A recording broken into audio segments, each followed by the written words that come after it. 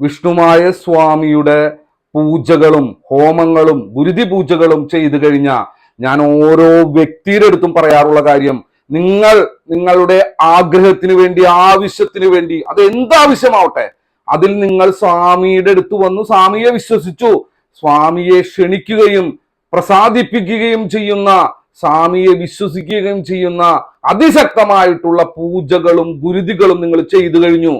ഇനി നിങ്ങൾ എന്താ ചെയ്യേണ്ടതെന്നറിയോ? വളരെ സന്തോഷത്തോടു കൂടി, സമാധാനത്തോടു കൂടി നിങ്ങൾ ചെയ്യുന്ന കാര്യം എന്താണോ ആ കാര്യം ചെയ്യാനായിട്ട് നിങ്ങൾ പുറപ്പെടുക. വേറെ ഒന്നിനെയും കുറിച്ച് ചിന്തിക്കാൻ പാടില്ല.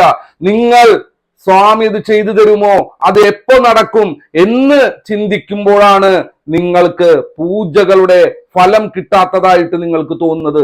അതിനു പകരം നിങ്ങൾ സ്വാമിയെ വിശ്വസിച്ച് എന്റെ കാര്യങ്ങളെല്ലാം ചെയ്യാനായിട്ട് അതിശക്തമായിട്ടുള്ള എനർജിയെ ഞാൻ പ്രകൃതിയിലേക്ക് വിട്ടിട്ടുണ്ട് എന്ന് പൂർണ്ണമായ ബോധ്യത്തോടെ നിങ്ങൾ പോവുകയാണെങ്കിൽ നിങ്ങൾ നിങ്ങളുടെ കാര്യങ്ങളെല്ലാം ചെയ്തു നിൽക്കുന്നതിൻ്റെ ഇടയിൽ അത്ഭുതം നടക്കും, മായകൾ കാണാം.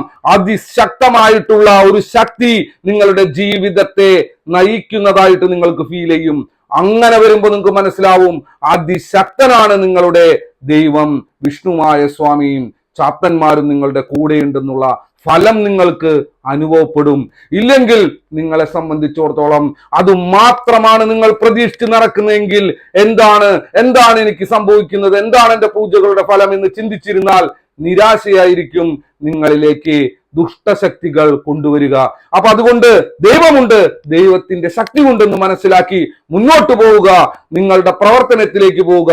ആ പ്രവർത്തനത്തിന് നിങ്ങൾ ആഗ്രഹിച്ച റിസൾട്ട് സ്വാമി തന്നിരിക്കും. അതുകൊണ്ടാണ് കർമ്മം ചെയ്യുക, ഫലത്തെക്കുറിച്ച് അധികം ചിന്തിക്കാതിരിക്കാനായിട്ട് എപ്പോഴും പറയുന്നത്. കർമ്മം ചെയ്യൂ, സ്വാമിയെ വിശ്വസിക്കൂ, മുന്നോട്ട് പോവൂ, വിജയിക്കും.